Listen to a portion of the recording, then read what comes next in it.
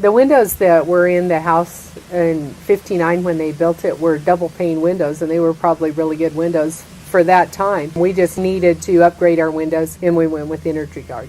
We had a bank of windows, and they were aluminum windows, very energy inefficient. They were bad. We didn't want that big a window. So they were able to take a look at it, made it look like we wanted to. So we have smaller windows, more efficient windows, instead of a big wall of windows in our house. That was the first job they did, and we're very pleased with it. Crews were great. Yeah, they were good. They were good.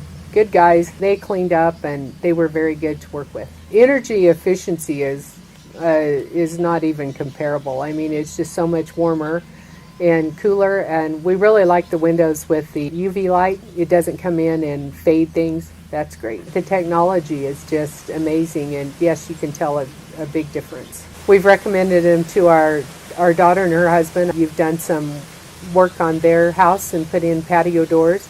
We also have a cousin that we've recommended. I think you've done a roof for them. So, and they were all very pleased. So, yeah, I would recommend you again.